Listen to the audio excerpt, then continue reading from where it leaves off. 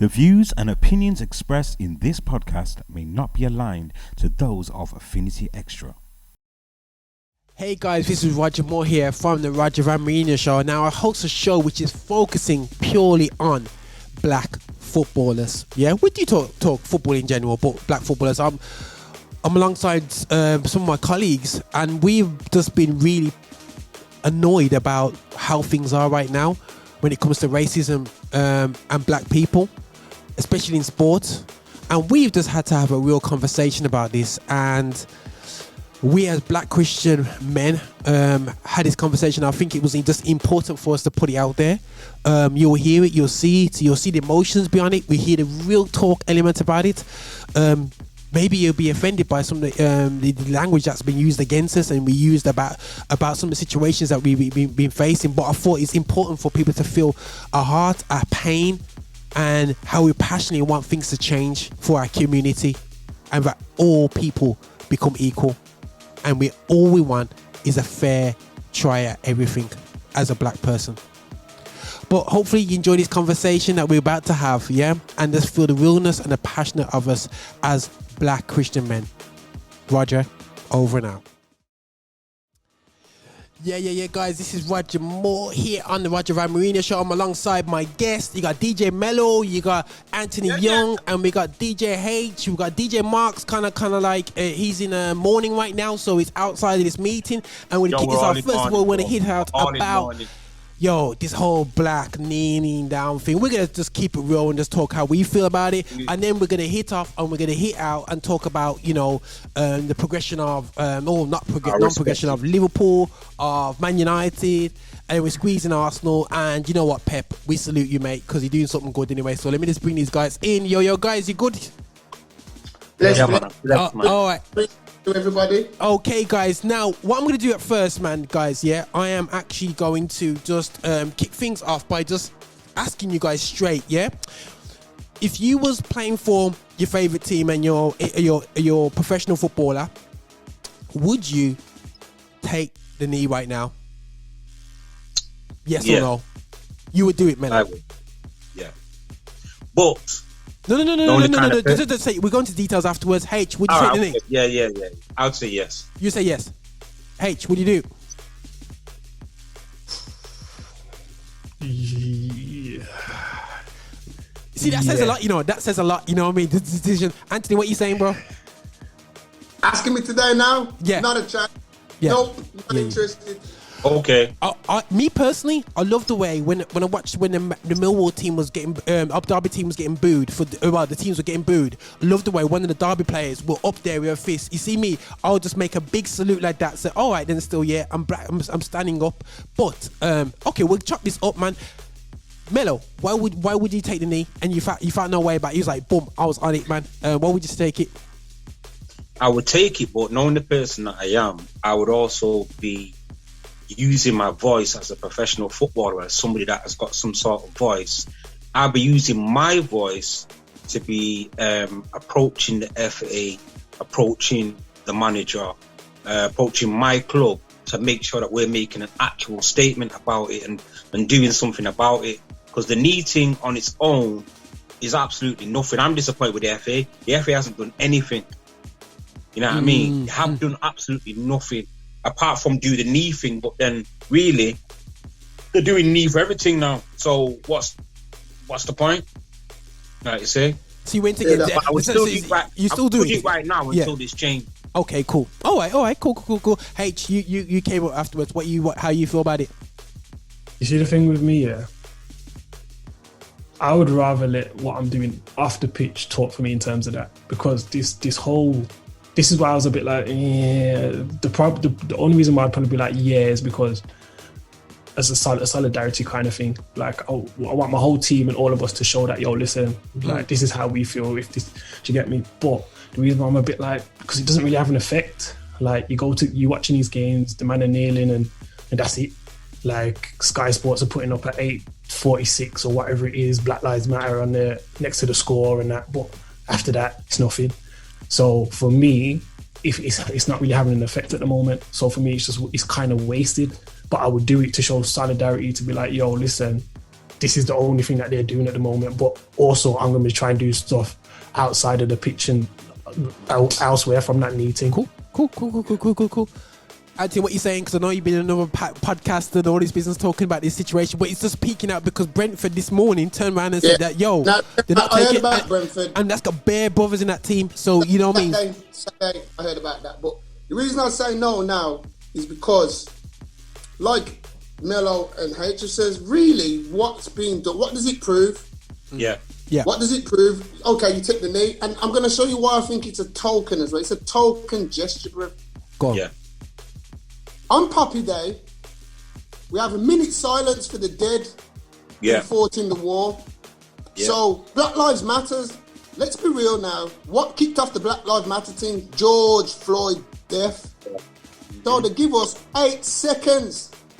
8 seconds they give us.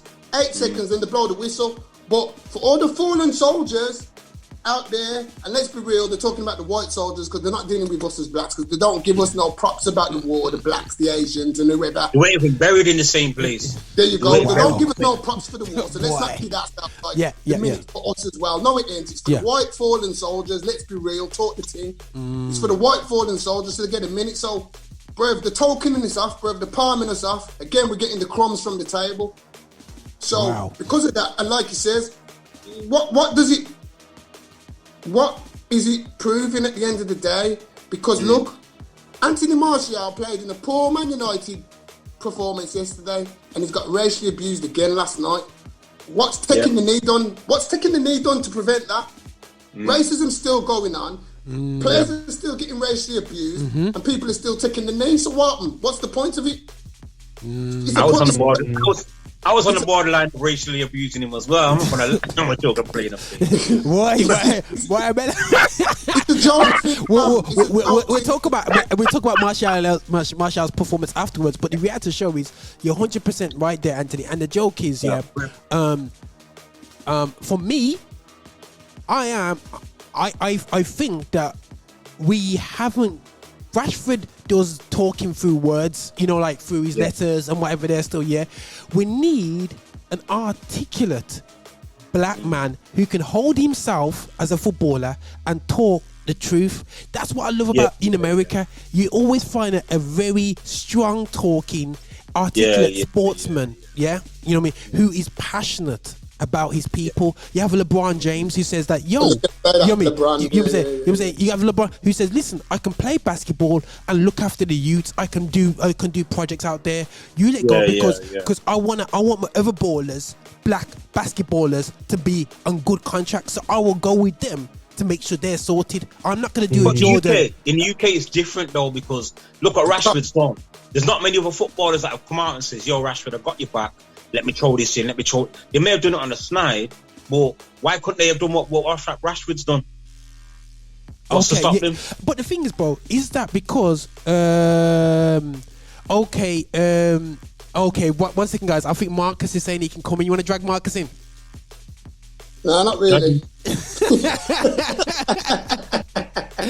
1 second, he's guys. late, bro. He's late. That black man time ain't cutting it. They will say, yo, we're gonna bring Marcus in. Let me just say, log in. This thing says, come on, man. I know he's not that late for a Liverpool game. You know what I mean? We're gonna log in. But 100% for me. But what I would say is that I am totally, utterly. There's something about us guys over here. You're totally right, Mello. Is it?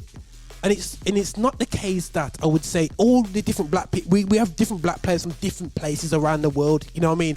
And that's why I love George Weah as well. We have to realize, you can't just rate George Weah as a footballer. He was as a man. We're all the sellout.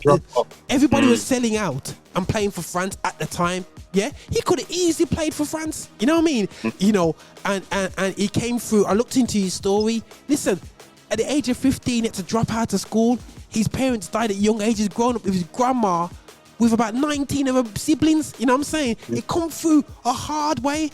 Went to professional football at the age of 16 and lick out goal again. You know what I'm saying? And then got to the other big team in Liberia, luck off, and then work his way to Cameroon and all that business. Oh, here comes. Oh, let's bring in. And that's what I rate. And how many George Weahs is there right now? Who is our? I would say Rashford is cool, but you don't hear him talk. I want to see who's our articulate person. Because John Barnes is 30 years too late. To tell you the truth, I tell you the truth, I just don't think over here, it's like the black geezers over here, they're not really culturally in tune with themselves, man. That's how I find it, bro. Because as Mello said in America, them Americans, bro, they know their thing, fam. They, know their thing. They stand up for their thing. They ain't having it, man. Whereas over here, some talk, bro, as I says, forget the Black Lives Matter, forget the meeting. Look when we go back to the Anton Ferdinand thing. How many black geezers were playing for Chelsea at the time? Not one of them come out and said, you know what? I don't want to play for Chelsea anymore. If my man's done that, I don't want to play for Chelsea anymore. No, they're all selfish, bro. It's all about self, and that's what I'm saying. There's no culturalism about it. There's no culturalism behind them. Doesn't matter. It didn't. You don't even like Anton Ferdinand saying, but he's a black man, and from you dissing me. That's how I take it, bro. It's as simple as that. From you dissing, from a man calls Mello a nigger, he's calling me as well. Oh, but, you get them ones. Oh, Mello's a nigger, but you're safe, man. Nah, fam. I've heard that before. You call my bridging a nigger. Yeah. You're getting punched up. I don't care if you're my best mate. You're getting punched up, bro, because you're dissing me. Because we're the same colour, fam. Yeah, go. You know what it is as well, though. You got to look at the media as well in the UK. Cool, bro. When you look at like someone like Raheem Sterling and him buying a house and how it's get reported, and then you look at someone like Phil Foden and how he buys a house, and you look at Jack Grealish and his name James Maddison and how they get looked at, and you look at Pogba and you look at Martial and you compare it, and you look at how much Rashford was doing. Rashford was still getting racially abused when he was helping the kids out, like, because everyone was like, "You're not the government, just kick ball, just play football," and that was coming from the media, let alone people themselves. That's a very good point. So like, and Nico Johnny ain't got nothing in his belly. And this is what I'm saying, and this is where it kind of gets down to, they look at us, especially as black footballers, just to run and kick ball. Like you should be privileged. Whatever they can get out of us, they'll do it. And until it's only one and two that are going to stand up and say, if you're getting that from us, we want equal standing. We want some sort of representation at a set level in order for us to do something. You get me? Yeah, it's not fair. Nobody's putting their foot down, though. You know what it is as well, though, Mello? You've got people like John Barnes now talking about we should just take it. Like, you should just play. You should just take the racial abuse. Like, in his era, he had bananas and X, Y, and Z getting thrown at him. So whatever happens on social media, you should just take it. And it's just like, you're not helping our cause. You're a black man who's experienced this thing, and you're not helping the other black guys who, young black guys. That's what I mean. Just man up and get on with your game. That's what I'm saying, fam. There's nobody championing that culturalism. No footballer, no black footballer in England, in the British, championing that culturalism, to say, you diss one of us, you're dissing all of us. It's not about, all right then, Black Lives Matter. They talk about Black Lives Matter, taking the knee. What happens when England go and play in Bulgaria again and the monkey chants? Are those white players going to walk off, or they're waiting for Raheem to lead the gang? So don't tell me about Black Lives Matter, because Black Lives don't matter, because Harry Kane ain't walking off. Jordan Henderson ain't walking off. Nah. They ain't walking off, fam. Let's not kid ourselves. So don't tell me about Black Lives Matter. Someone could talk an 8-second gesture, wear a t-shirt, and that's it. Bond that, fam. Black lives don't matter in British sport. It's full stop. As I said on my podcast, Bridget, let me just tell you straight. As I said, we've spoke about it. Yeah. Haych brought up a great point there about the media, bro. And as I says, racism, bro. Look, John Terry. And I'm just using that. I'm not picking on John Terry. John Terry, Frank Lampard, Steven Gerrard, all these geezers left football, just like everybody else, retired. How come they get a chance to just go straight in? Rangers, Derby, Villa, straight. Sal Campbell has to go to Macclesfield.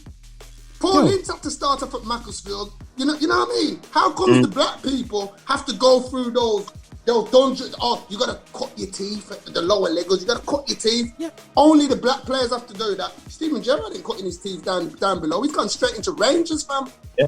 Mm-hmm. Frank Lampard went straight to dark. Wayne Rooney, blood.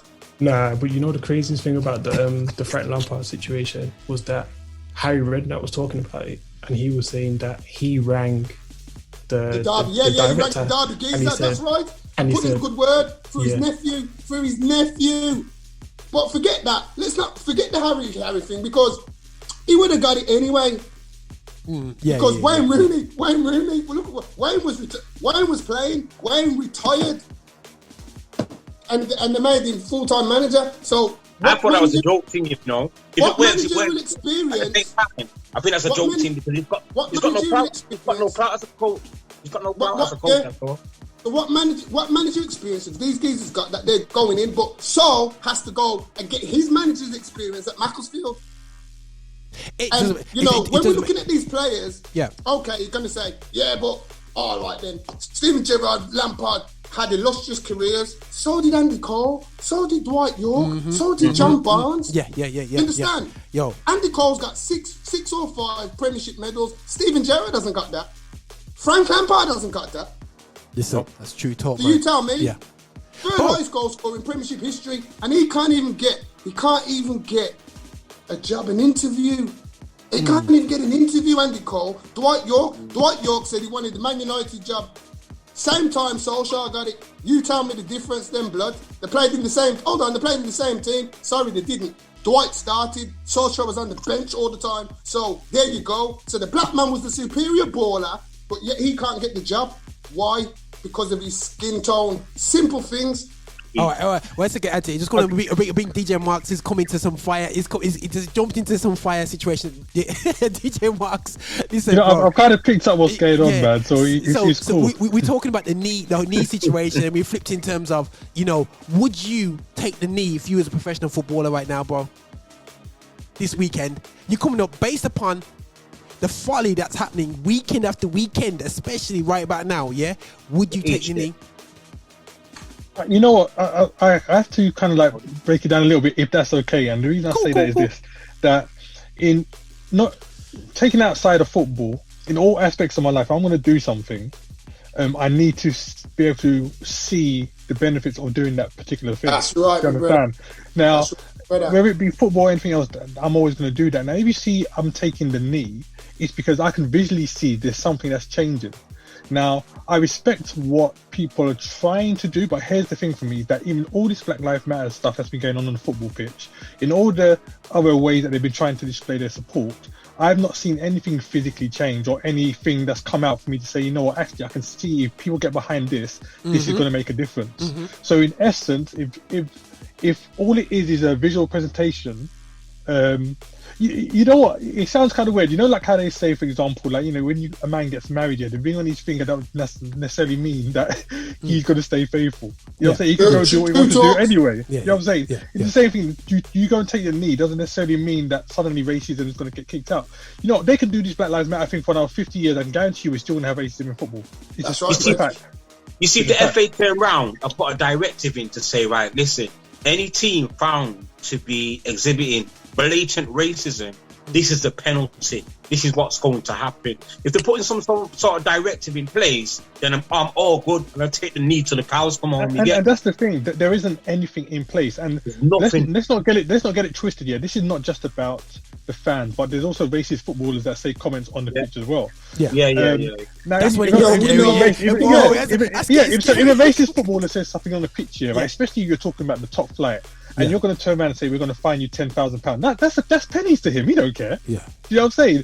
So, there needs to be something that the club feels and the players will feel. And I'm talking about proper feel, so that they think twice before doing anything else. And the fans think twice before coming and say, you know what, if I do this, the likelihood is if I get caught, I'm banned from coming to any football stadium in London. In London, in England, whatever you want to say. So there has to be like serious consequences for you to. If you're on 250k, a week, A little 10 grand ain't gonna. It's like a sniff. It's like you blow your nose with them things. No. Yeah. Can I call in there, please? Can I interject it? Some of them guys are wearing watches that cost that much. What Marcus said is spot on, Mello, spot on. Hear this though, and this is what the problem we're dealing with. I know what he's gonna say, man. You talk to me about this. I know he's gonna say. Go on, say. Bro, the Ian Wright situation, bro. Yeah. Ian Wright was racially abused on Twitter. They took the geezer to court, fam. He went to court, he went in front of the judge to court. What happened to the geezer? Nothing. No fine, nothing, bro. Nothing. Now, where I come from, when I work in care, and I was racially abused by a white kid, and the police officer said it's a hate crime. Yeah? So this geezer's hate crime doing right, and the judge has done nothing about it. So that tells you what white society thinks of racial abuse, be it a footballer. Now look at Wiley. He wasn't even really racist. He made a cast an aspersion about Jewish people. He cast an aspersion. He wasn't directly racist, but he just cast an aspersion. So at the end of the day, they've locked him off totally. Locked him off everything. And this is what I'm saying. Money and everything. Locked him off. This is what I'm saying, bro. So how comes this geezer can racially abuse him? Right. So my point is this. It's pointless, bro. You get to that stage where it's a pointless situation, because if you can take a man to court for racial abuse and he gets nothing. Now, I said this on my podcast. Now, imagine we was in the era and we go to the game next week and we start shouting, "You dirty white this and you dirty white that." Bro, we're going to get in the cell. We might get a beating. They're going to get bust up on the way to jail. We're going to get bust up on the way to jail. We're going to get bust up in the jail. And then we're going to get fined. Yeah. And then we're going to get fined. That's what going to happen to black people. Lose their jobs. But look. Look what's happened to the white dude. He's racially abused Ian Wright. Ian Wright talked about it. He said he was disappointed at the verdict. The judge has let him walk. The judge has let this man walk. So where's the deterrent? Here's the problem, though, bro, is that these problems, even before the racist stuff hits the pitch and stuff like that, there's certain things happening even behind the scenes, and this has been going on for years. Even in terms of just the game itself. I'll give you a typical example. I'll use Ian Wright again. Ian Wright playing for England. We all know that Alan Shearer and Teddy Sheringham were the top dogs. There was a period where both of them guys were out injured, and Ian Wright literally got England into the finals year, right? I can't remember if it was the World Cup or whatever it was. But Ian Wright came in, he was on form for Arsenal, I remember it. And he got England all the way, into the knockout stages where they go fly to where they, can't remember what year it was. Two-twos. As soon as Shearer came back, man wasn't fit, man wasn't scoring for his club, nothing, Ian Wright got benched straight. Ian Wright was flying, scoring goals for his club. International got England there, but as soon as Shearer came in, fit or unfit, he went straight in, and Ian Wright was on the bench. Really, I can't remember if we saw Ian Wright in the tournament after that. Do you know what I'm saying?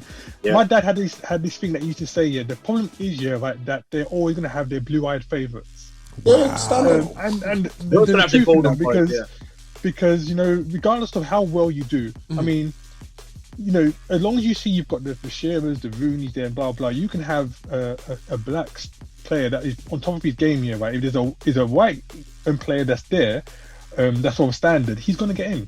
It's a given. Even if he's playing, he's not playing great football. They're gonna give him the spot, and there's that pressure from media as well. It's like Even there's periods where we all know Rooney's a world-class striker, that he can come on and change the game at any minute. But even when you're seeing that this guy is not on form, he will still get in. Bro, it was the only black. He was mashed up. He couldn't even walk, and they're still waiting for him. The only black player, that I see in England team over the past. How far back we have to go? Let's say over the past 15 years. 15? That I say 15 years that I can say, was playing regularly, even when he wasn't performing for club, and it sounds weird, is Emil Heskey, and that's the only reason he got in was because they're using to feed Owen. Maybe I should call him because he played well with Owen. Right, because very because true. Bring the ball down, knock it to Owen, let Owen go and do what he has to do. Very true. Very true. You know what it is. Going back to that, to cut you, Mello. You got another one as well, like he just says. Tottenham semi-final. Mora comes on, scores a hat-trick, gets him to the final. Richard. Harry Kane injured, and what did Pochettino do? Drop the youth and bring back Harry Kane. So again, bro, it's just there blatantly all the time. It always happens. And that's what I'm saying. It's from that stage there, from the top with the managers and stuff like that. We can't deal with that kind of situation there. Okay, they're going to say Harry Kane's a better player and stuff like that, but even when man has earned his due, done whatever work and stuff like that, it won't make no difference. It won't make no difference. You know what it is though. You know what it is as well. Go. You know what it is as well. Hold on, Mello. Sorry. Go ahead. You know what it is as well. It's not just a football thing, you know.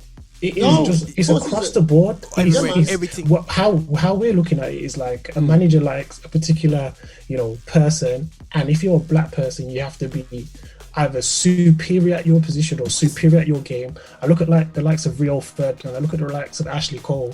There was no one touching them on that level, so you can't just bring in someone and be like, okay, they're a bit lower than them, but I can't really, the drop off was too much, so you can't bring in someone to replace them.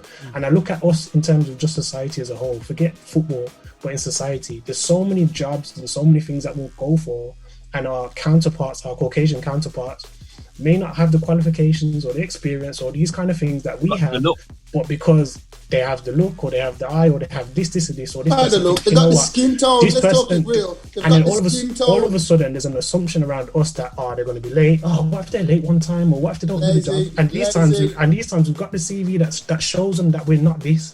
But because our skin colour, they look at our skin colour before they look at our experience and what it says on our CV. So then the problems that we have within society don't just transcend just in football. So when you start to look at, but then when you start to look at football, the difference with football now is that with football, there's money on the line. So with social media companies and with all these kind of, the big CEOs who own all these football clubs, they don't care, because if it's not bringing in money or if it's not helping the bottom line, why are they going to do it? Because it's not helping them out at all. That's why all these social media, when you see like, Tuanzebe and all these kind of people being racially abused, and you say, and everyone's saying, social media companies should do more and it's not making them money.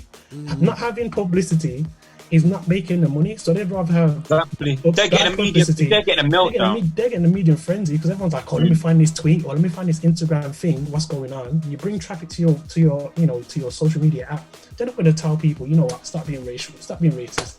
They're going to allow people to have freedom of speech because it brings them in money. So all of this thing is not just a football thing, but the problem is that there's money on the line in football, so that's why it's even worse. And you have to be amazing at your position for you to even get past this whole, he's black, like a Rio or something like that, or Adri.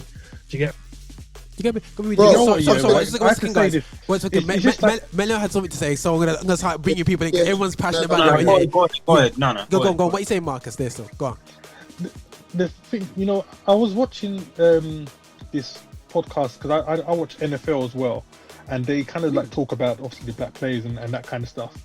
And they had a black player on there, and he made a comment, and he said, if all the black NFL players were to stop playing NFL for like 2 weeks straight, the whole thing would just shut down. You know what I'm saying?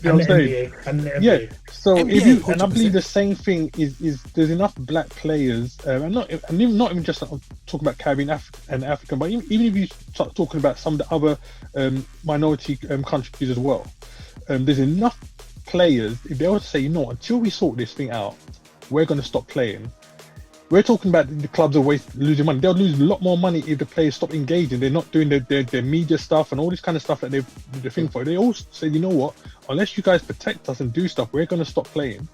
Then the clubs could lose a lot more money. So, but Marcus, would it be in your interest to really protect the players in that sense, that you want to keep them happy, make sure that everyone's at the thing? Because at the end of the day, when it gets to that stage, if it was to, it's too late. But the thing is, for me, this is the problem is now. Name me a footballer who's got balls to do that. Yeah, the problem is we don't have guys who are like this. There's like 4 of us here. Yeah, and let's talk. If I was a professional footballer right now, yeah, if we were professional footballers, yeah, if you had a thing like Pogba, Rashford, Reece James, all the black footballers were in a podcast like this, and they put out the video about how they feel about racism and but they're not interested. I don't know. Yeah, go on. But that's what I'm saying to you, bro. That's what I'm saying to you. They're not cultured. They're not culturally switched on enough to do that, bro. That's what I'm saying. Sorry, Mello. You go. Sorry, Mello. What are you saying for that still? Now, I'm going to say on the lines of that, with the NBA, they have a team. They have three or four representatives that represent all of the players in the league. So any things that go on, any political issues or stuff that goes on, them three, they go to those three guys and they represent the whole of the NBA, the actual players. You get me? And that's one thing the football, the FA, FIFA, UEFA, none of them have ever come with some sort of directive or put anything in place to combat racism. All these years they've put nothing in place. Yet the best players in the world are black. But like Roger says, Mello, you know, it's got to the stage now where the players need to take a stand. The players, why can't the players, let's be real, all these players, they know each other, they contact each other through phones and so on and so forth. Why can't they say, okay, Mello, you play for Man United, Haych DJ Marx plays for Liverpool, I play for Arsenal, Roger plays for Man U, so I can't phone you up and say, hey, you see what's going on with these Black Lives Matter? I ain't having it. What you're saying, I'm ready to say, boom, boom, boom, I'll front it, I'll talk if you want. You don't have to say, just back it. All I want is back it to get it down, save it. And you know what? And you do that. But nobody's prepared to do it. Yeah. The problem is, that with football now, there's generation after generation, Even if I went back and did my my FA coaching only a couple of years ago, and still they do not emphasize on equal opportunities or on racism or stuff like that. They don't. So you've got generation after generation that cannot empathize or not able to empathize. Look at Gary Neville the other day. He said he's only just realising you watch it. The of what it was. You get me? There's generation after generation that, as much as they love us as their black compadres, they could never. They're not having to empathise, or they're not taught to empathise or have some sort of need to be racially. You know what I mean? Aware. Listen, you know what though, right? I would look at it in the sense of that. Yeah, that's the thing. I think right. If I was going to say something like that in terms of a stand, I would first look to those black players of note, which are no longer in the game, and to set up. Say, you know what? Let's set up some kind of. If you go back to the in the days, like 30, 40 years ago, in companies, they had their own unions where they would represent those people. If those players which have retired now, the black players, you talk about the John Barnes and you've got the Ian Wrights, all these the Rio Ferdinand, they say, you know what? Let's set up here, right?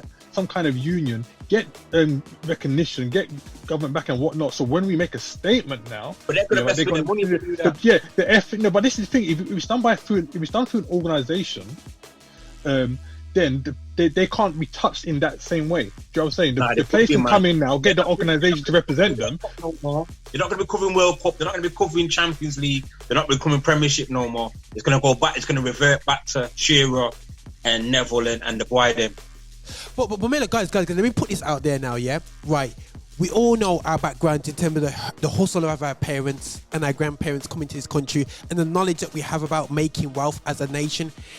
I actually believe, because a lot of us entered football with a lack of knowledge financially, we're not financially secure at the end of our careers. I'm talking about as a community to say and make a stand. Now, if you was financially savvy, you would know if I'm making 30, 40k a week, just talking about little pennyways, or even a 30 grand a month, I could buy 4 or 5 houses by the end of the year to make myself money, and I can make money from there. So by the time I'm 25, I'm financially secure. So I am not controlled by nobody. But the problem is that because we as a community are not financially independent.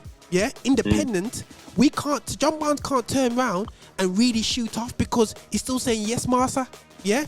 And Rio should be able to say yes. We keep on saying that these ballers said yes, master, but he had to show is they spend money as much as they gain money. So how much of his money is he really made to be independent? He's on a hustle and I rate the dude. But the reality of the show is that if you're financially independent, like look at George Weah, the man that walk around Prime Minister of Liberia, you know what I'm saying, stuck out his neck, gone back home. You know what I'm saying? He could have chilled in the US with his wife. His wife's from the USA. What I'm saying, you know what I'm saying? But that's what I'm saying, because he's culturally aware. He thought about his people. He put his others first. He took the Christian philosophy.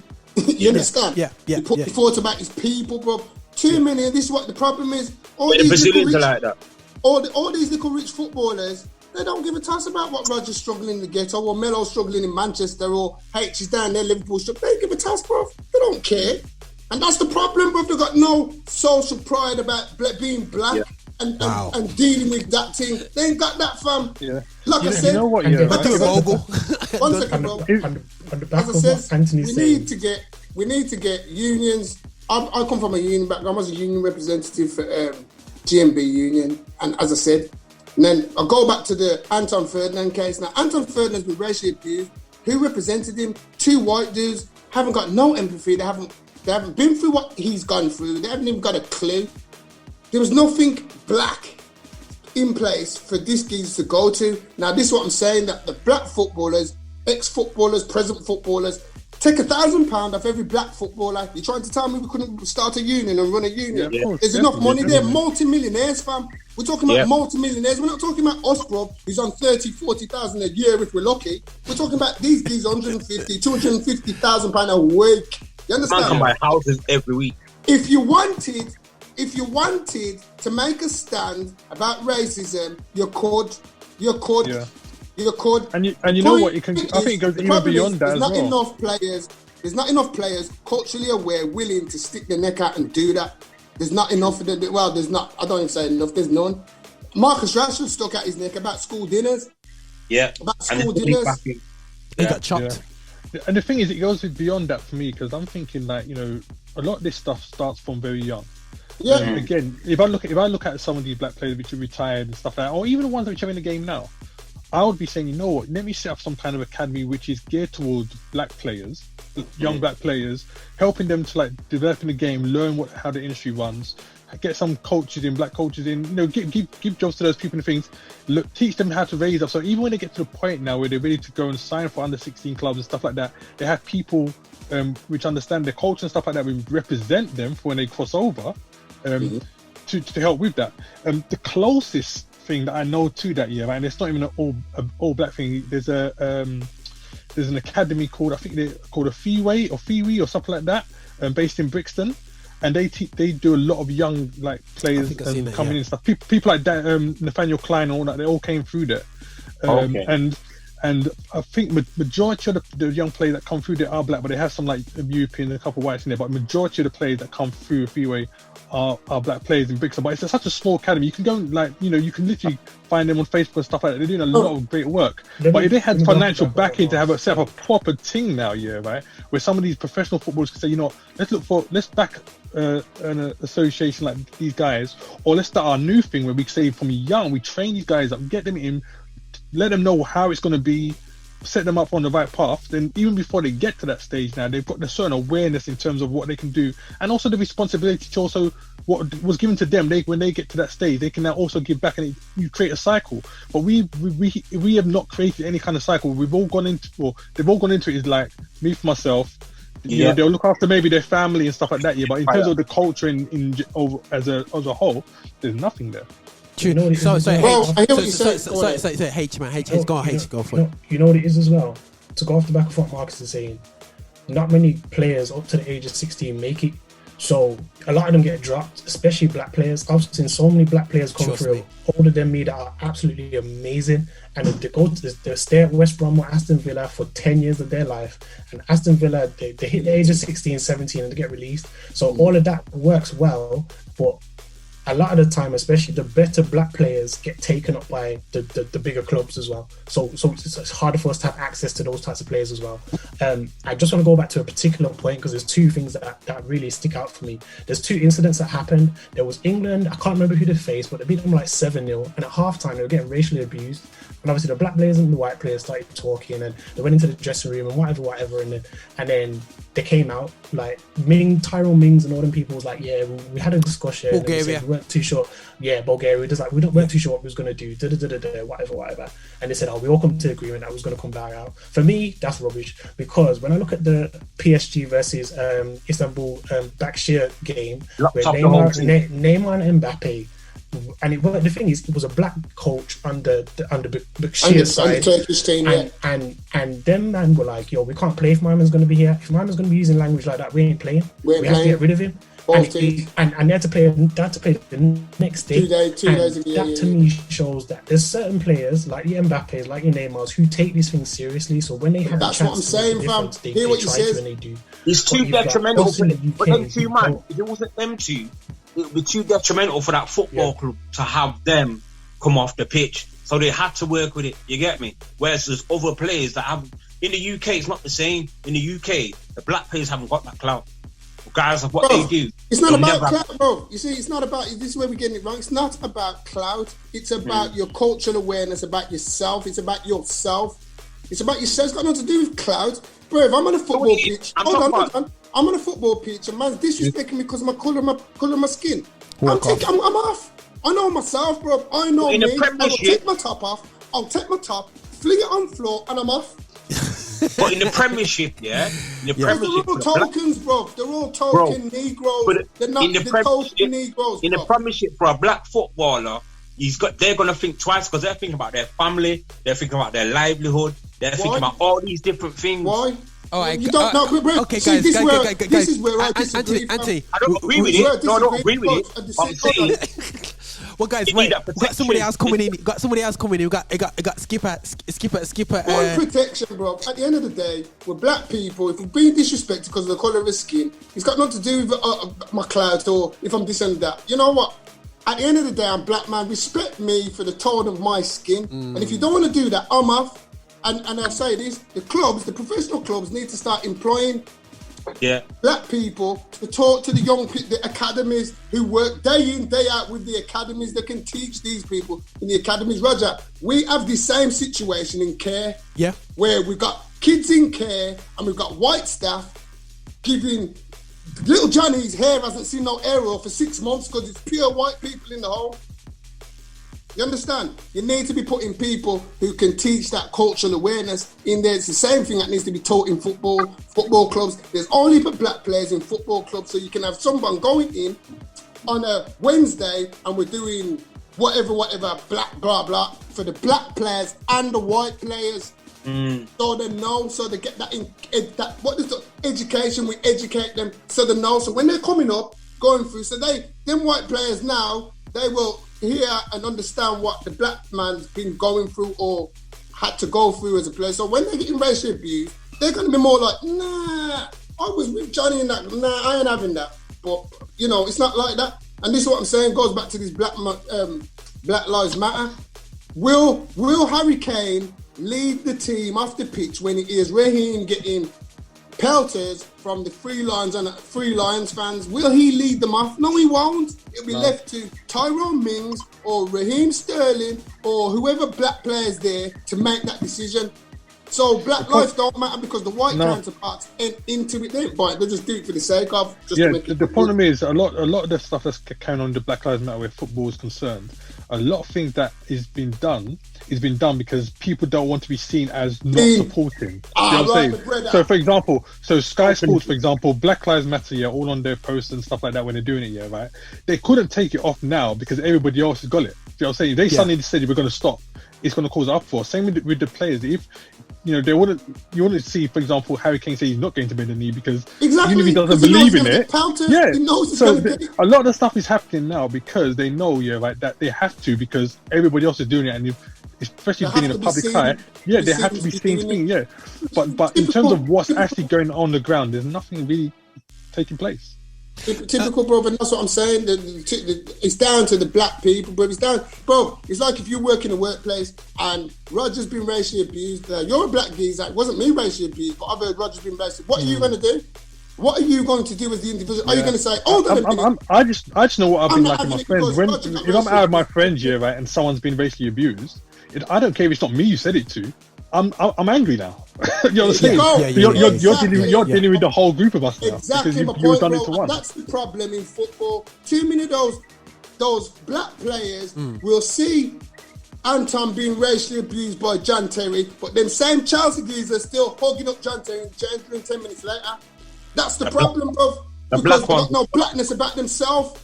Because they don't know themselves. Okay, one second. What we need to just bring Richard up today, we're just obviously talking about the knee and we're talking about black racism in football, and something that Anthony's, which all of us are saying, but it's amazing for me is something you mentioned about society. Still talking about the society in general is a problem, yeah, and we have to look at ourselves as black people and ask ourselves the question: inside church, outside church. Are we happy to hear that Sister Jones's son got beaten up and killed, getting by the police? Yeah, on the way into police. We just carry on yamming our food. We're not gonna do nothing about it. We just carry on yamming our food. Yeah, you know what I'm saying? Whatever. So that mentality, we've just continued into football. Yeah. So as a community, we don't back each other up. You know what I'm saying? Exactly. We allow. The thing is, yeah, right. With the chat that's going on, yeah, is that a lot of stuff. Even you look at stereotypes, yeah, right. A lot of the stereotypes. Okay, we know about the racism stuff like that from whites and other generations, but you got black people being racist to black people. Do you know what I'm saying? I'll give you a typical example. Yeah, I remember going for an interview one time, and I'm walking through the Excel Center. I walk through the entrance, and I can see all these white people going ahead through the Excel Center just fine. And the security guard is black, and he's just letting everyone through just fine. As soon as I got to the door, I got stopped straight. Yeah. And in my head, I'm thinking, wait a second, I've seen about 20, 30 people go ahead of me. You just let them go through, carried on reading your newspaper. As soon as I've stepped through, you stopped me. And that's the mentality in a lot of things that we've stuck through.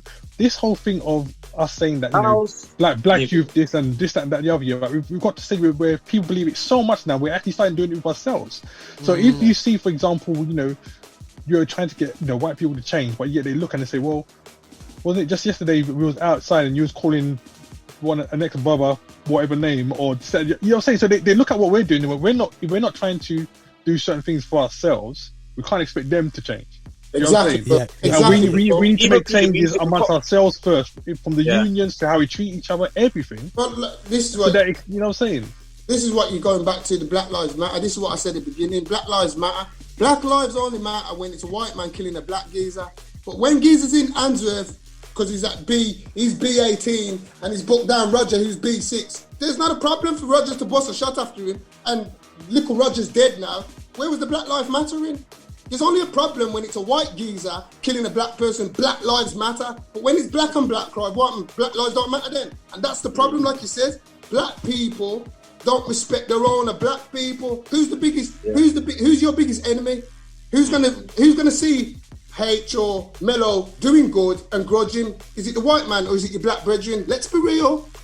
Who's going to be? It's going to be your black brethren who's going to want to sell you out. He's going to be the grudgeful one because he's thinking, well, how comes Marcus doing that, man? Me and Marcus started the same thing. That slave mentality, innit? It's that slave mentality. It's that slave mentality, and that's what I'm saying, bro. The black people have to start it first. The black players have to man up and be black.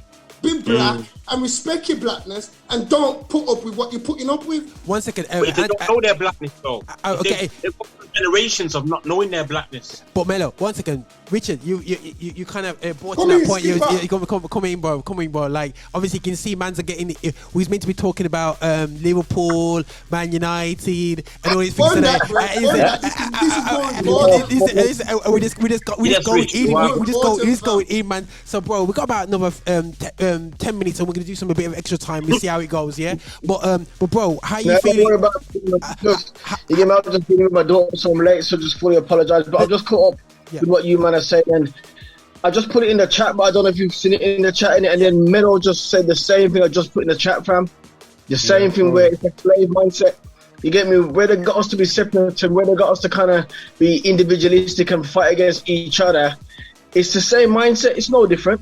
And I put in the chat as well that it's a spirit and that needs to be broken. It's been going on for years. It ain't no new thing. It's been going on for years, fam. But it's a spirit. We think that we have to act a certain way to keep our white counterparts happy. Instead of representing, instead of seeing ourselves as equal, and actually, I've got rights here. You get me? I've got rights to respect you the same way you are no higher than me. So why are you automatically respected higher than me? Listen, guys, because I know if you were getting chanted at, I know if you were getting chanted at on the pitch, the whole world would stop. It would be worldwide news. But Richard, here's a question for yourself, though, Richard. Would you? Because I said to Marx, we all answered the question based upon this moment on. You was playing pro football. You was playing for the Albion. Would you take the knee this weekend? Would you take the knee? Oh. It's a big question for me, and I don't know if you man have noticed, but some of the other there's some teams that have stopped taking it now. You know, some teams are putting out of it now. You guys are probably Queen's Park Rangers was the first team. Queen's Park Rangers, Les Ferdinand said it's a token team for Bonnet, and then they took it for the Millwall game specific after Millwall started to boo the fans. Brentford, because of that fooling. Brentford have come out. For me, they ain't doing it now. Brentford the other day, we didn't stand against that, did we? Nobody stood up against that. That again. Nobody stood up against that when they started to stop doing it.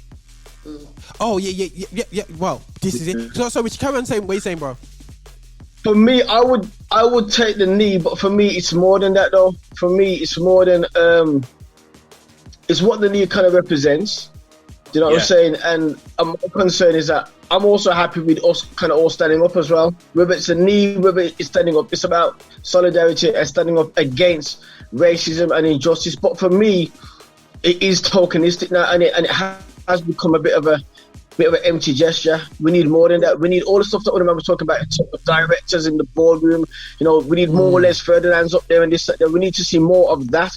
And I saw the interview with Les Ferdinand, and I was nodding my head saying, "Yo, he's right. He's right." You know what I mean? If QPR are going to stop taking the knee, safe, but let it be for a reason. And Les was saying, because no man can tell him that QPR ain't done bits. And that's what he was saying. And he was saying that he wants to see more. And for me, I want to see more. So if everybody got off the knee, but I saw more like black managers and black man in the boardroom, you get me? If I saw that, stand up here, oh, man, come off your knee. Come off your knee. I got no problem with that. Come off your knee, fam. If it means that we can see more change at the top. Yeah. You get me? And that's what I would rather see. Lads, you need to go at the moment, the knee team just seems shallow. You need to go on Express Truth, and watch Go on, brother. You need to go on YouTube, Express Truth, watch the podcast. I did one Saturday. Part 2's out today. I don't know if I sent it to you. I think it's on the thing. Send the link. And we talk about these are the things I talk about. We need to see more people in the top jobs. Why don't we get? But we're not going to get that chance. We kid ourselves. But if they're not going to give us a manager's job, why do we think we're going to get into the boardroom? Yeah, that's true. Sorry, Mello, you're saying something, man. My issue is right along the same way, right? How if you look at all the clubs in the Premiership, black coaches make up the majority of the coaches in the Premiership. None of them, very rarely, are head coaches. Reserve team, you mean? You mean youth coaches, but they're not. Oh, yes, I get it. Even first team coaches, you get me? Even first team coaches, but they're not elevated to that level where you'll never see them on the front bench. You never see them with the manager. They'll never get to that level. Very rarely they will get to youth team, mate. So even at that, enough of them have got youth team, mate. Youth team and like under 15s and the pit of them. Enough of them are with the kids, but not with the big man them. But they're the ones. They're the ones that have discovered your foldings. They're the ones that have discovered and made and created them kids. You get me? Yes. And in their minds, they know they're better coaches than a lot of these other coaches that have been put above them. You get me? But again, but they're not getting the opportunities. What can they do about it? It's the same thing in the care system, bro. I lie, Raj. It's the same. It's exactly the same, bro. Yeah. Majority of the care, who's the carers? It's black people. The best care is black people. I put it out there. I've said it. I don't care. The best carers are black people because we know, we show empathy, we sympathise, we do all them things. But when you check it out, how many registered managers do you see black? How many above registered managers, area managers do you see as black in Birmingham City Council and all that? You don't see it, fam. They don't give us the opportunity, bro. I've got a question. I think the question as well, brother. Why is Chris Kamara? why is he still doing championship and why is he standing outside? Yeah. Why has he never been allowed in the studio again? From how long? Yeah. Well, because he's happy. Because Mello went there, bro. But this is he's been doing the championship for years. But here's the question. He's happy. He's happy to do it. He's happy to go. Yes, I've got my little squeeze here, and I'm happy. I'm not going to cause no trouble. I'm going to be the the fool. And let's be real. He's the fool. They're saying there's no opportunities for black people. Okay, then let's sit down. I'll choose one random name. Sam Allardyce. How many Premiership jobs has he been through? How many Premiership clubs? So instead of giving, why is it these geezers, they can get sacked from there, but they'll go there. They get sacked from there and go there, but the black man, the Andy Coles, the Dwight York, the Rio Ferdinand, the Sol Campbell don't even get a chance. But Sam, who's goofed, he's goofed because they say, oh, but we brought Sam in to keep us from relegation. Okay, he's been relegated. The next year he gets sacked. It's even deeper than that. Because even when you get a chance, you finish. When you get sacked one time, you only get one chance. Let me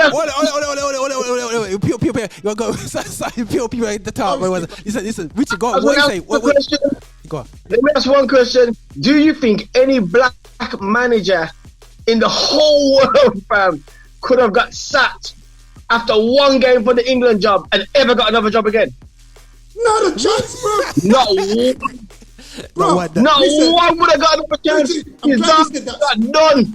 I'm glad you said that. Listen what Sam got sacked for, though. He didn't get sacked for because he was a craven dude, bro, doing his little side deals on the side. If that was a black geezer, bro, he'd be out of football before you could say Negro. Mate, before you could say Negro. Geezer again.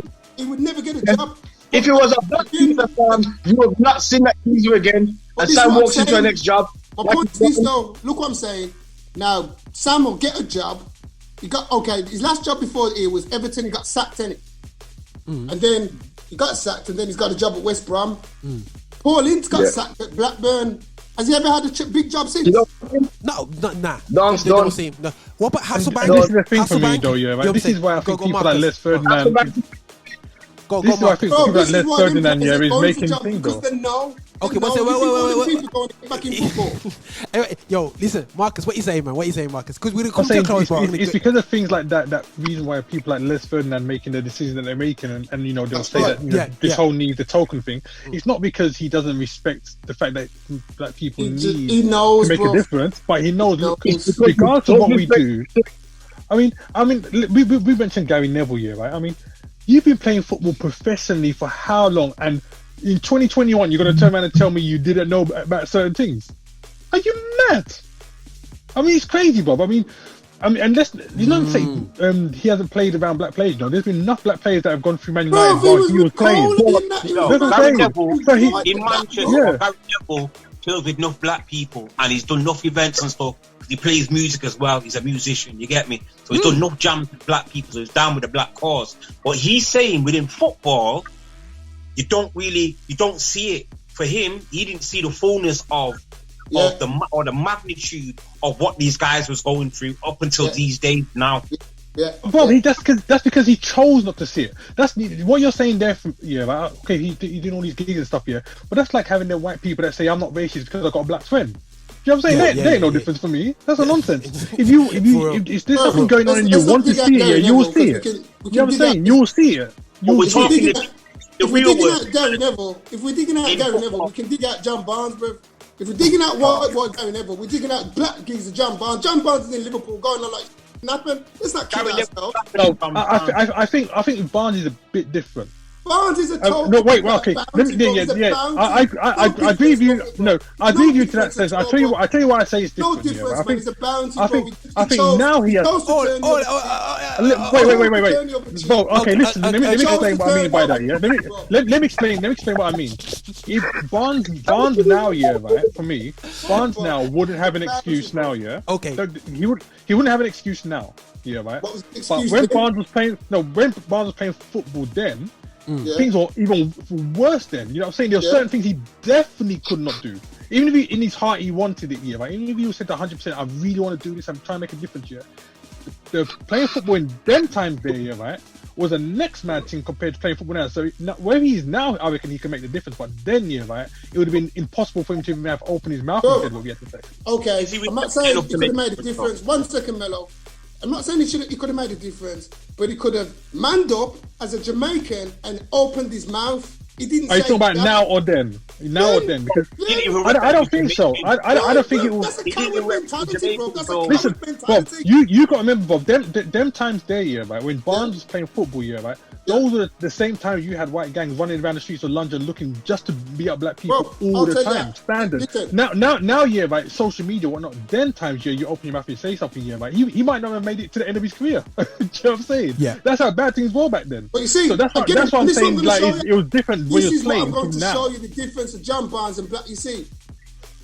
Look at what you talk about. He might not have made the end of his career, bro. People lost their lives championing for black people. Martin Luther's, Malcolm X's, they're championed. They stood up for what they believe. So I don't want to hear about John Barnes. He wouldn't have finished his career if he didn't stand up. But look at the people you're mentioning, bro. Let me finish, please. Let me finish. What I'm saying is this: the geezer should have said something. I don't come on the football pitch to be disrespected by people throwing bananas. At the end of the day, he's the baller. He's in the position. I'm the baller, bro. Now, if John Barnes, who was the top baller them days, says, I'm coming off this pitch because I'm being red, Liverpool would have done something because he was the top player in the country. I don't think they would have, bro. I don't think they would have. And I'll tell you why I say that. So you mentioned... Okay, you mentioned people like Martin Luther. You mentioned people like Martin Luther King and stuff like that, yeah, right? The difference between people like Martin Luther King is that what he was doing, yeah, even when he was what he was doing, yeah, he had an army behind him. John Barnes stood, he would have stood alone. He would have stood alone. You still have to make a stand, bro. Malcolm X started with an army, then everybody dissed him, but he didn't mouse off and suddenly turn quiet. He didn't suddenly turn quiet. He's still champion for what he championed. All I'm saying is this, bro. As a black geezer, I played with. I went to school from 1980 to 85. I grew up in that area, so I know them days. I knew about being racially abused. I knew about those things. I had John Barnes. John Barnes was the geezers that we had to look up to say, we want to be like him. We want to be professionals. Yeah. But you think, bro, if there was a question, all right, and sign the forms, but you might get racially abused. But if I ain't signing for your club, bro, I ain't having it. No one's disrespecting me to the colour of my skin. I don't care who you are. I don't care your club. I'm not interested. As I said, it's about you as a man. It's about what you stand don't get me wrong. I agree with you. I agree with you in terms of. I agree with you, bro. John Barnes is a bounty. He was checking white girls, so he didn't bother him. Fam. He didn't bother him. Listen, I agree in terms of like you'll be giving him to stand up here, right? But you have to be able to empathise with his position at the time. Because nothing at the time. Bro, I empathise because I was in that. Hold on, man. Listen, his position that he was in, we have to empathise because at the end of the day, he had no back to him. And all he's probably thinking is, I'm just this little ant in the sugar bowl. If I say something now, they can muscle me out. If there was more black players of a certain standing in the league at the time, then maybe there's a possibility that man could have put up a little stand. But you see, this is don't forget, bro. If Barnes had spoken then, yeah, right. I'm not telling you to make there was no one other players making a stand. It's not about other players making this. It's about, listen, I'm black, yeah. I don't respect or appreciate you throwing bananas at me because I'm black. I'm not telling John Barnes to take on the whole league. I'm telling him to stand up as a black man and say, I don't respect you throwing bananas at me or whatever. He didn't say a dicky bird, bro. He didn't say a dicky. Okay. Okay. Right. Which is what I would say. This is me. Right. Because like I said, for me, yo guys, like I said, I do feel that there's a generation that was literally complicit. Yeah, I speak to my dad's generation. I sit down with them, yeah, and they are happy with the corner that they've been given. Yeah, they're happy with it, and when they almost have that mentality. What we have to be honest, Anthony. Yeah, I would say you're a bit older than me. You guys were like, to me, the first ones who really took on musically, took on socially, took on the system. Yeah, because you mean unfortunately, John Barnes, his grandmother, is a slave. You know what I'm saying? So the reality show is that and we didn't get no debriefing after slavery. We just got just live your life. You know what I mean? So for me, I hear what you're saying in terms of I'm angry at my dad. 100%. Coming to Skipper in a second. 100%. I agree with you that I'm angry with my dad sometimes because I wish he could have taught me to be more aggressive, more black and more aggressive, but he taught me to be more complicit and to accept. And I'm angry now about that.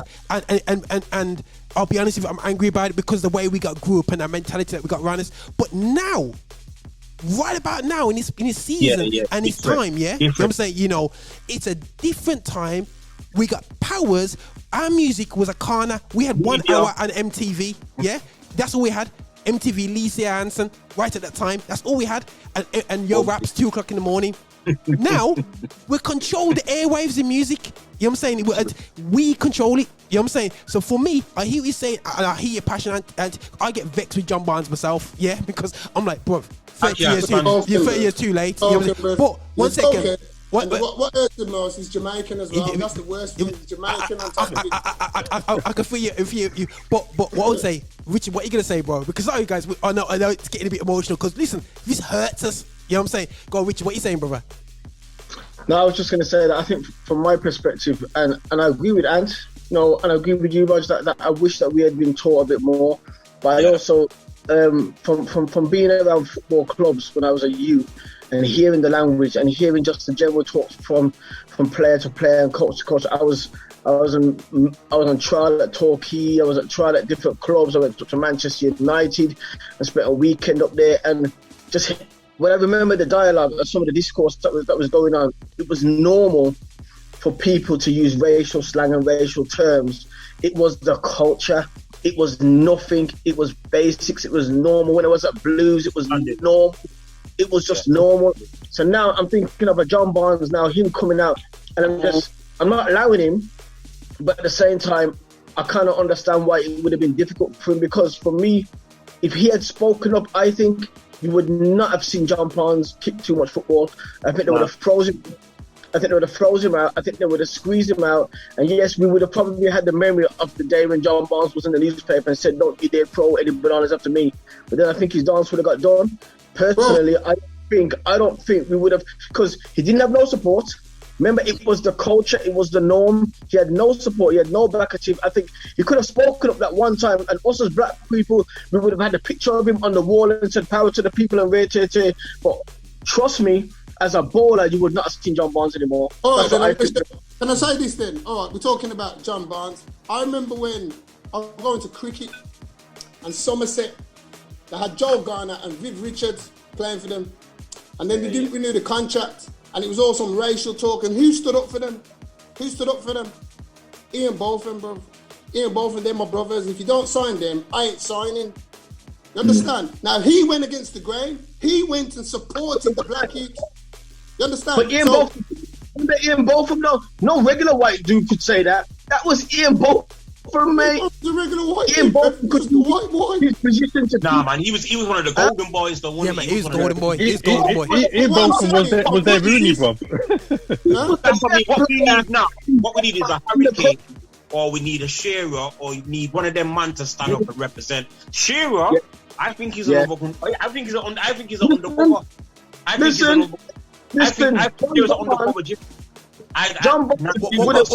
One second, Richard, say what you're saying. Then I know Marcus had his hands up still. Yeah, you go.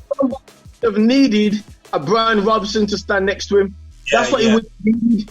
He would have needed that equivalent to Ian Botham.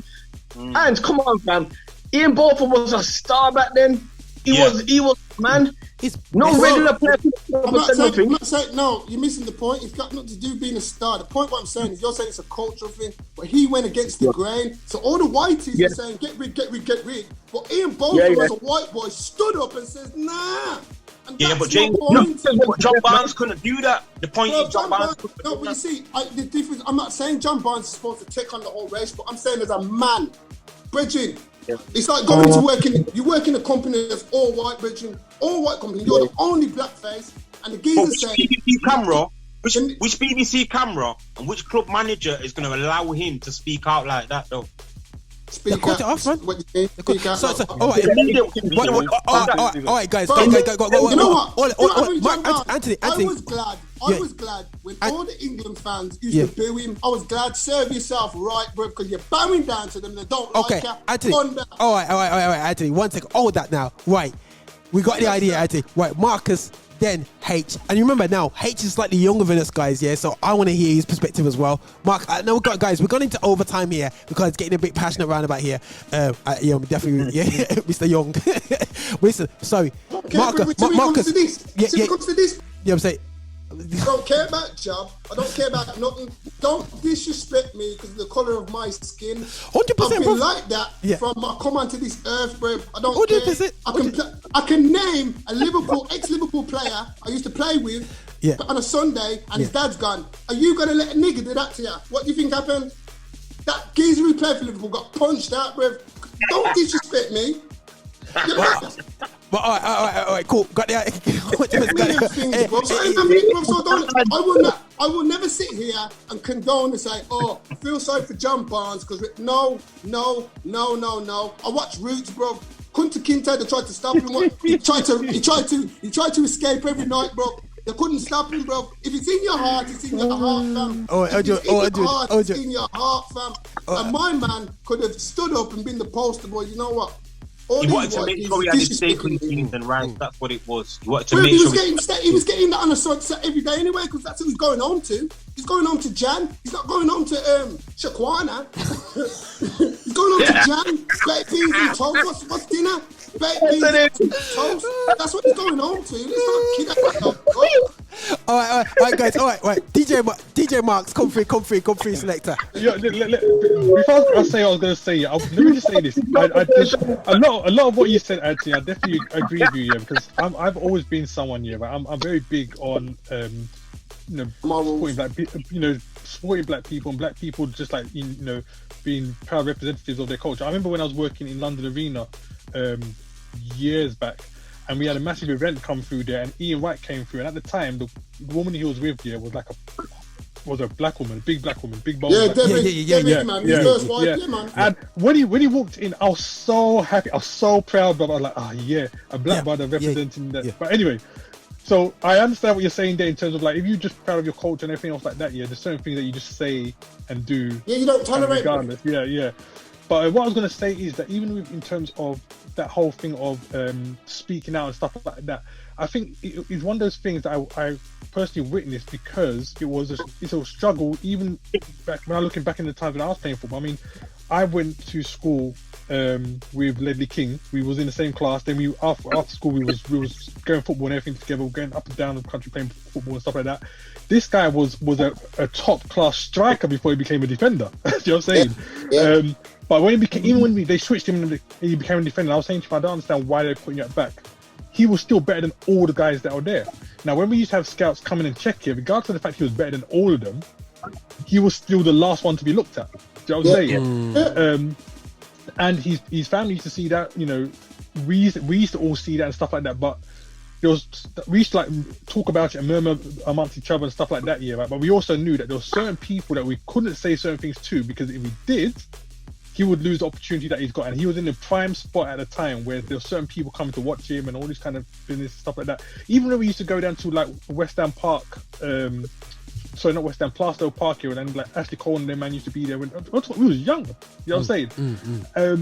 Them times there, there was a lot of things going on where black people, we used to talk about amongst ourselves about what was going on and stuff like that, and we used to try and make certain moves happen. But in terms of like, for example, again, I think about the manager we had then, we knew that if certain things were addressed to him, because I'm not saying I'm not going to say turn around and say he was racist here, but he was the kind of guy that we knew that if certain things were said to him, then it was going to affect some of the other black kids that had possible opportunity to break out and do what they're doing now.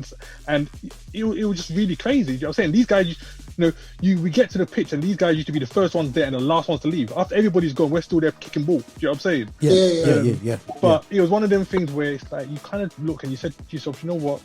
We can see that what's going on there.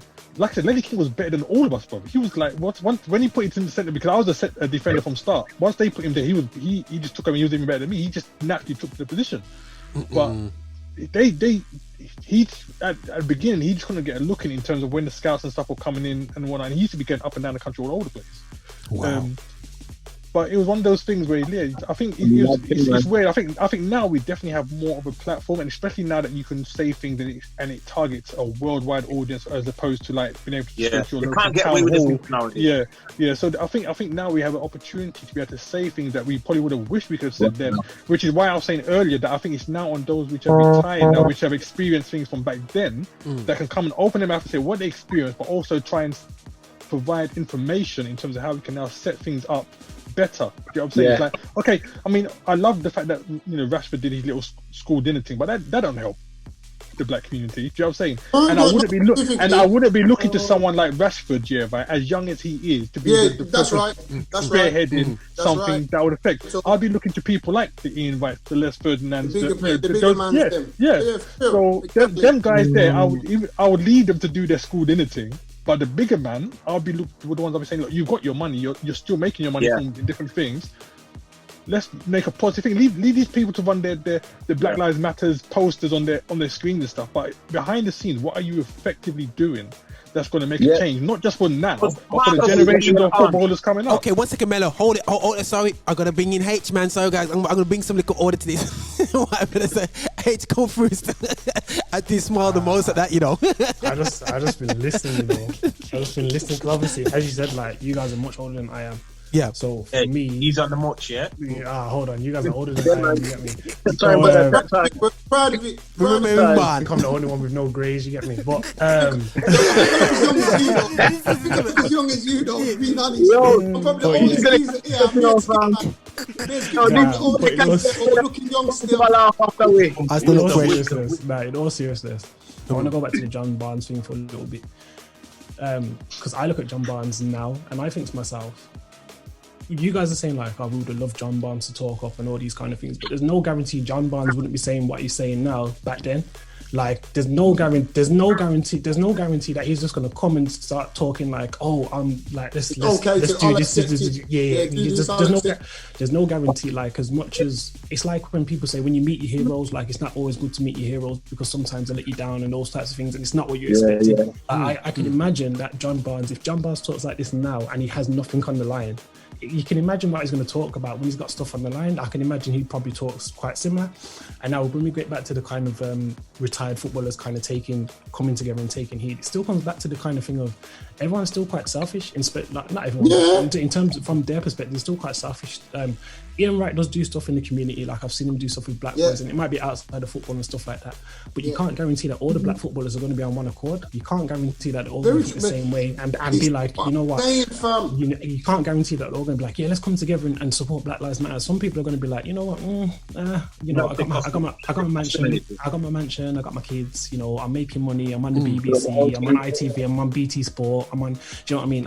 I'm comfy. Do you know what I mean? Why am I going to help them out?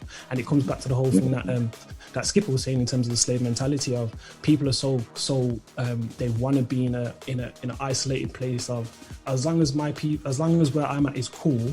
Yeah. Why am I fighting the extra? Why am I fighting the extra? So when I kind of look at my generation and where we're at, I played a lot of Sunday League football, Saturday League football, scouted by West Brom, Birmingham, all these kind of things. And you can see the kind of, as Skipper's saying, it's not just his generation, it's my generation. When I kind of stepped in and was playing, you heard certain things that would be saying, and there's more black kids playing now on having trials and all these kind of things and playing for these teams now than there ever has been. But they're still saying the same things. They're still saying knock it over the top to the black kid. They're still saying the tall black kid needs to play centre back. They're still saying, we ain't got no technical ability. They're still saying we've got pace some power. They're still saying, you know what, they can't cross the ball, but you know what, if you hit it over the top, let them run after it, they're going to be faster than the white defender. They're still saying all these things that I was saying 30, 40 years ago when my dad was playing football. So all of these kind of things, like it's not a thing where right now all of these things just need to get changed. It's not just a thing now where things need to get changed. And it's not just the retired footballers, it's a mindset thing. There has to be a guarantee of a mindset of everyone thinking, I'm coming together to do this thing. Yes, it's going to cost me money. Yes, it might cost me a little bit of reputation. Yes, it might cost me my job on the BBC. Yes, it might cost me my job on BT Sport. But if you care for the culture above all of that, and you care for black as the race above all of that, then you will do it. But we haven't got a guaranteed Ian Wright, this person, the 5-6 people down the line that are going to come together for what seems like to them no individual benefit to try and help this situation out. There's no guarantee. But H, sorry guys, listen. Right, we're gonna come to a close soon. But listen, what we need is realistically, when we put our knees down, yeah, guys, we need a Kaepernick. But ultimately, he's prepared to put his career and get sacked in front of everyone's face, yeah. And it's like this, and this is why I'm going back to when you're a wise guy and you're back pocket and you're not under the control. The problem is we're under control as a people, as black people. We are controlled, even nationally as Africa. We're under control, and we need a Kaepernick that will bow down the knee and says to Trump, like Rapido with the women football, she was clashing with Trump online. Kaepernick was clashing with Trump online. Rashford clashed with Boris Johnson on the thing, Bob. Yeah. Now on the dinner thing. Yeah. When we go in to get clashes. Sorry, Richard. When we can start having footballers in clashes, but go on, what are you saying, Richard, man? What are you saying, bro? Go on. What we've got, I think the closest we've got to that is Raheem, the closest to really kind of on that level in terms of I'm serious about this thing. Yeah, that's right. But that's not even, there you go. I think that's the closest that we've got, but we haven't really got. You see, that's why I respect a man like Lewis Hamilton. I know people don't like him, but I like the fact that he's using his position to make noise. He's making noise. And for me, now he can say that because he's won X amount of world championships and but at the end of the day, I think he's the kind of brother that he would have said that even if he only won one world championship, I think he would have said it anyway. Yeah, even if he didn't win a world championship, I think he would have said it but he's using his power. But he's using his power. That's what I'm saying because he knows himself, and that's the problem. Yeah. So maybe then this needs to start. We need to start talking about us black parents then and educating our children to respect themselves 100%. And to grow up 100%. To know. Listen, you're a black kid, and if somebody disrespects you because you need to have a word, mate. Don't be John Barnes. Even with Hamilton, he held it down at first, and he only started to talk after a couple of championships and stuff. That's when he started to talk about the racism. He started to drop little nuggets about how he had been treated. You know what I mean? Around the camp. You know what I mean? No, that's my question, then, brother. Is it that some people are waiting for the right opportunity, for the timing to be right, to be able to bust loose on this thing? Yeah. Because some will probably think about it, the best way to obviously pollute a stream is from up with it and it flows down. When you are in a position of power, it carries more weight. Yeah. So is it that people wait for that? And don't get me wrong, I would love a man to be able to do it with no championships. But let's be real, Lewis Hamilton carries more weight now than he would have if he didn't win nothing. Let's be honest. Yeah, you got to be real. Yeah. But can I just say, to be fair though, I don't think it's got to do championships. Marcus, Marcus, sorry, what are you saying, bro? 1 second. Did any of you watch that program on Sky yesterday called I think it's called Outrage of Discrimination? Ruud Gullit was on there, Pogba was on there. I'll try to watch that. Yeah. That same lesbian woman footballer, she was on. All of them people were talking about these things. I caught a piece of it, but I taped it. I haven't watched the whole of it. Yeah. But Ruud Gullit saying, all Ruud Gullit said is, it's all very well, everybody's coming to me, go and ask the white player how he feels when he hears that I'm being racially abused. That's who you need to go and talk to. Go and ask the white players, don't come to me.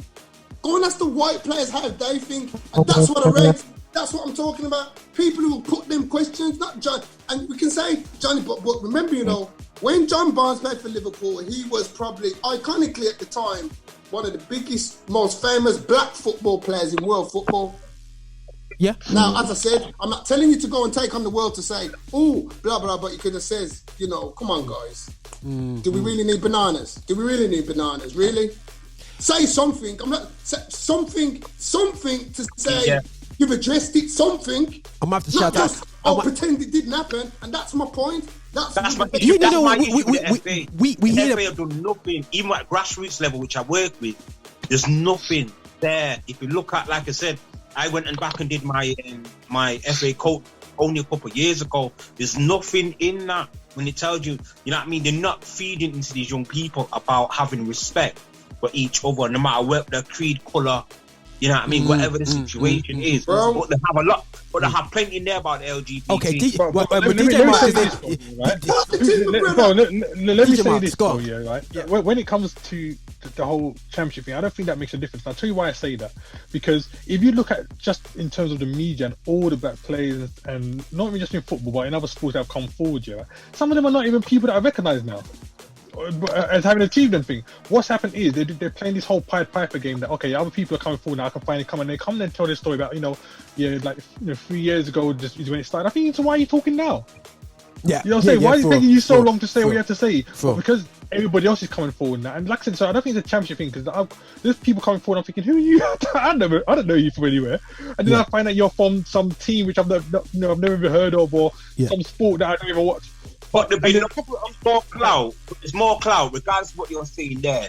There's more clout to it if a Pogba comes out, or if a Neymar comes out, or if even Neymar. The higher the profile of the person, Neymar just last week was on the pitch, and he was abused. He was racially abused a couple of weeks on the pitch. He got sent off for retaliating. Nothing was done about it. They swept under the carpet. But he kicked off about it. Yeah, he kicked off big time with that PSG thing. Now, guys, I want to, like I said, I see Anthony sweating, man. Yo, this is passionate. This is definitely what he did that we're talking about. And I think something that we need to be real about, and people are probably listening in and going like this, why we got 5 brothers bawling it out from my chest? Because unfortunately, I think people don't realize is that why we are so passionate about it, why we so hurt about it, because this still affects us in all our individual lives. Yeah, no, we can't walk away from this. And something that somebody said to me, Wisdom, said to me, he's explained it like this. One of his friends said to him, he said, listen, it's like being at an away game as a fan. Yeah, I don't know if you guys have been like away fans. Yeah, imagine being an away fan every minute of your life, every day of your life. You're away fan. You're never at home. Our parents have never been at home. Our grandparents have never been at home. Our great grandparents, we have never, as Afro-Caribbeans, we haven't been home for 400 years, and our lives has been purely away. That is deep. And it's now, this is the season that we actually, our eyes are opening. People make joke about the wokeness, Our eyes are opening. So it's for us now to make sure, as Anthony said, Richard said, educate our children how to stand up on their own 2 feet. And we're all Christians here, Learn how to stand up in love, but at the same time to have backbone and not accept it, and accept, like, listen guys, we've, myself, especially Richard, we would know growing up, Marcus would as well, Mello, you would have heard it, it's almost a case of keep quiet. That's the Christian way forward, you know what I mean? That is the Christian. I know when Anthony come in, he went, we keep quiet for nobody, Jesus weren't quiet, don't get it twisted. Look at Jesus weren't quiet. He's got his bars ready. Jesus weren't quiet, bro. Know that. Anthony's quiet. Know that. Jesus weren't quiet, bro. But like one thing I'll say, like it says, Mello says about LGBT, and that's how you gotta look at it, bro. All right, then I don't know if you've seen the thing about the Sonogo. There's Sonogo. He's been charged with making homophobic gesture to a player. Don't know if you know about it, but that's going on right about now. Big team getting blown up. He played for Morecambe. Plays for Morecambe, and he got sent off. Supposed to have made some homophobic thing, and he got charged. It's going straight in. And look at the difference now because it was a homophobic. But black people don't get any of that love. But homophobia, black person now, you get less. Look what has to happen before it gets taken further. Now, Mello said about the LGBT, Sky. Now, Sky had that weekend when the captain's got the LGBT. It's a month, bro. The armbands on. It's a month. Yeah. Well, we will see. We will see if Sky have an all-black armband with B, or BLM on it. We'll see if it's a Black Lives Matter weekend. We'll see if we get that then. Okay, guys. This is why, though. What you're saying. Hold on 1 second before you come in. And my point's this: we're all Christian people. Now, as it says, LGBT. I'm just gonna go there. I'm gonna have to go out on the limb. The Bible tells us it wrong. Yeah, it wrong. Facts. Facts. It's according to the word of God, 100%. Yeah. It's wrong, bro. But society's ready to back that. Now look, we're people. We're only talking about our skin tone, you know. Look how we're getting treated for our skin tone. That's not a sin to be black, you know. It's not a sin. If you look in the Bible, we can't see it's a sin to be black, but we'll find in the Bible same-sex things is a sin. And that's the problem, because society is the way it is, bro. Yeah. You can't say boo. You can't say boo to an LGBT, but if you say nigger to a black it's man, not a problem. It's not a problem, and that's my point, Mello. There you go. That's my point. And the joke is, Anthony, my point. They'll focus on the LGBT thing that he said, and then not focus on the black what he said, and that's the problem. Is that the taking is we're just saying, like, listen, you choose, make your choice in life. Whatever you want to do, you do, but we have no choice with what color we are. Black. You know what I'm saying? Exactly. And you have listen, as far as concerned, according to my interpretation of the word of God, don't work. But the reality show is there's nothing against this color. You know what I'm saying? And we're gonna stand up. Sorry, I'm gonna go to Marcus now. We're gonna be rounding up, Bridget. Yes, but I'm gonna ask one question out there just to end off the vibe of this. But Marcus, what you saying, bro? Man played with Ledley King, you know. He kept that quiet, you know. Man played with Ledley King. You know what I'm saying? But anyway, so go. But yeah, this goes back to what we were saying earlier in terms of having to set up the things so that people are educated in the right way. Even using the example that you used there, Roger, about being the away fans all the time. Even the problem is, even if we're going to say we're going to set something up now and say, try and support black players and the community and all that kind of stuff, you have to get the right people in to do the job. Because the problem is, if we use the example you use, is that we've been so used to being the away fans for so long that some of us are happy to be away fans for the rest of our lives. You know what I'm saying? And you're not got enough of them that want to say, I'm actually going to try and be a home fan now. So when we were setting things up, we need to make sure we get the right people in there which are saying, no, we need to fight to get what we're supposed to get, not people which are saying that, this is how it's been for years or whatever it is, blah, blah, we can't expect nothing different. So you need the right people to kind of like to champion that kind of stuff. And I mean, it goes down to community as well. I'm thinking about, my son now, in his school, since this whole Black Lives Matter and Enjoy Forward thing kicked off here, they're trying to bring in the whole education of teaching about Black Lives Matter and Black history and stuff like that. Right. So, and the more I dig into what they're trying to do into the school, I was disappointed because I'm thinking, okay, and I'll tell you why. And some people may not agree, but that's just my personal opinion. Right. They're trying to bring something in to try and change how things have been taught in the school. Cool. But when I looked here, right, all the teachers teaching it are white teachers. And I'm like, I can't fathom that. You're trying to teach Black history and the Black Lives Matter and what Black people went through. But you don't know, you haven't been through, your grandparents and all this kind of stuff. You haven't been taught as a child about what the things you need to look out for and be careful of. But yet you want me to send my son to your school. So you can get other white teachers to tell him how to look for blacks. You know what I'm saying? So you have to have the right people in the right places for that kind of stuff. Basically, you're reminding you of when your black something stands up, we will kill you.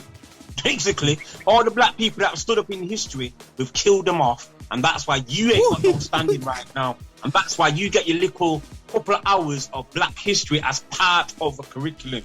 That's how important it is. But the thing is, guys, somebody I was watching a podcast the other day. This American guy called I don't know if you Pastor Savage, Savage Truth. He does a podcast, yeah, and something he was talking about because Black History Month in America just finishing off now, yeah. You know what I'm saying? And something he says is that he's sick and tired of teaching white people about Black history. What we need to do is more focus on how white supremacy has affected Black history. You know what I'm saying? Stop pointing out that we did this, we did that, we did this. It's great because white people can tell us that we weren't allowed our bosses. What did we actually do? What did you actually do to make sure enforce slavery? What did you do to do this? If we don't talk about Wilberforce saved everybody out there, stop talking about we weren't allowed to go in the bus driver job in Bristol. It's great pointing out these things. It's good education for me. It's like reopening a wound. But like we want to hear about the black women that helped with the space exploration. We want to hear about the traffic lights. Yeah. We want to hear about Ford. Yeah. We want to hear about all these key black people that have affected society worldwide.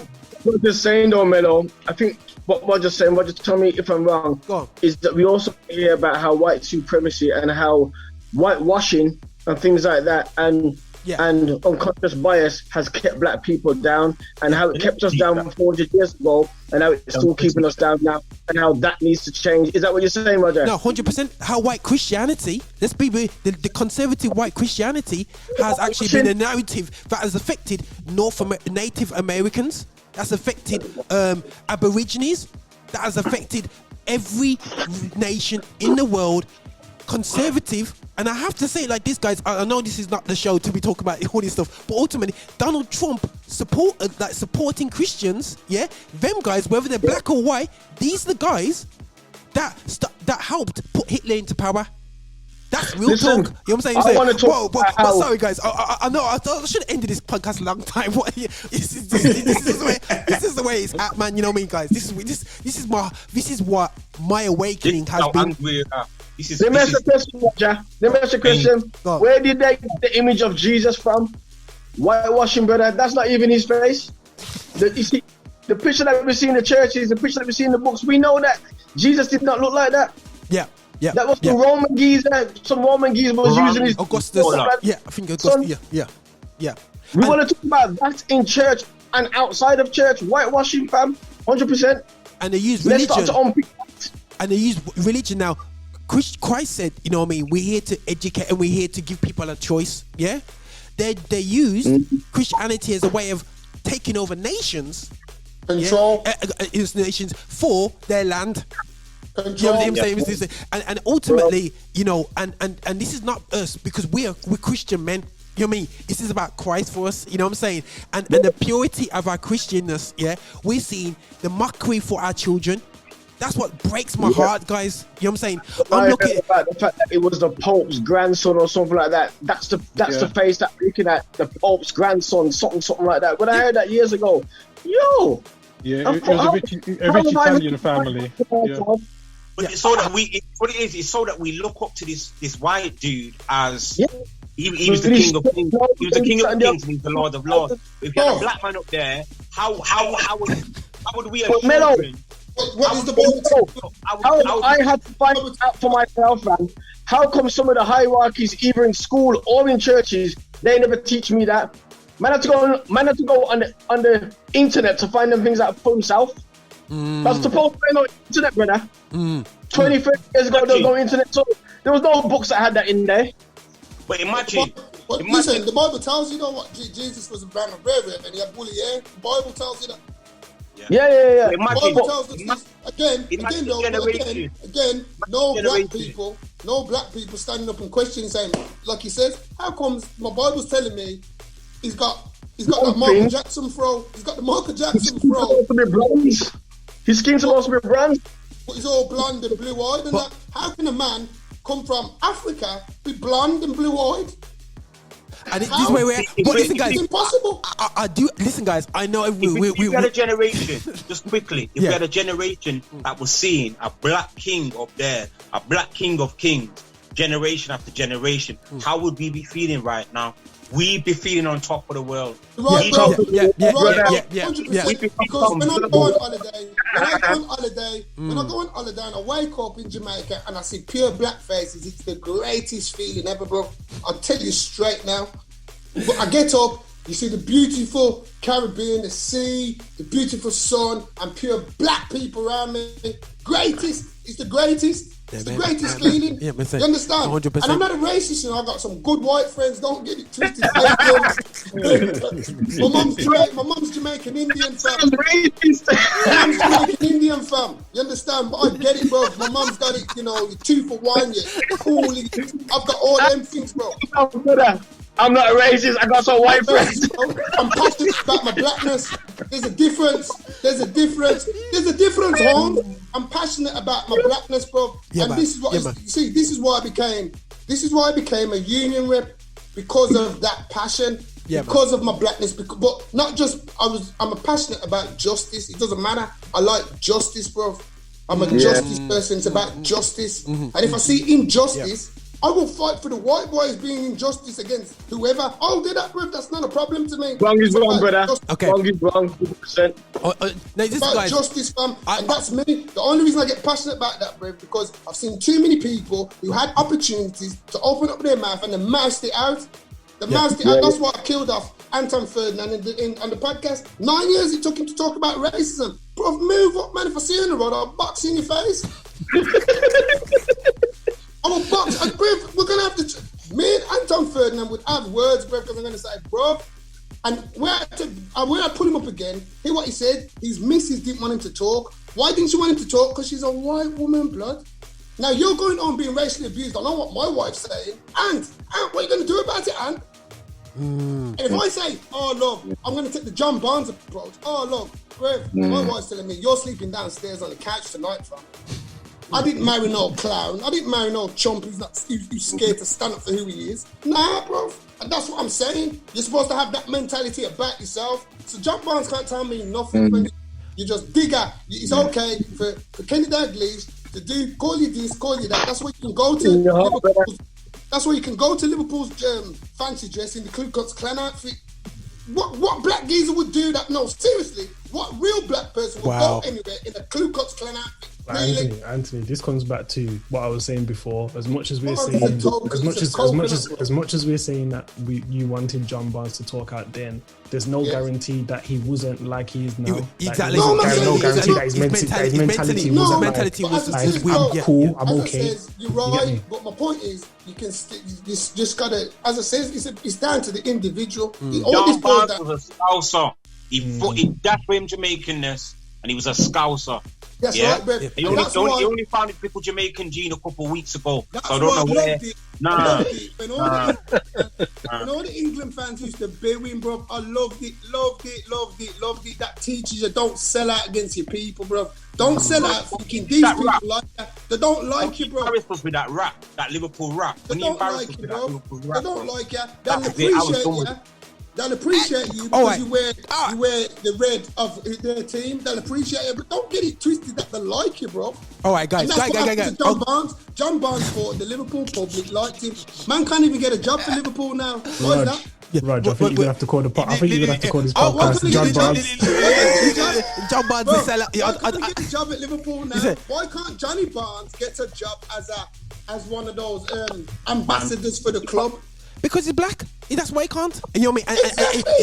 And this is what it all boils down to. And listen, guys, I do have to close off this part. And this is gonna be a stupid one on the YouTube, man. It's gonna be like long. This is gonna be crazy. But listen, just cut it. I'll cut it off. But what I would say, guys, just on the end of point, you know the sad thing is, and I'm gonna end on this point, is Anthony's Arsenal, Richard is Man United, same as me, Mello, Man United. We've got 2 Liverpool fans here. You know the scary thing is, when do we see, what year will we see a black manager in charge of our clubs? It's not happening. Not our clubs. As a Man U fan, you might get it at Arsenal, lads. You might get it at Arsenal. As a Man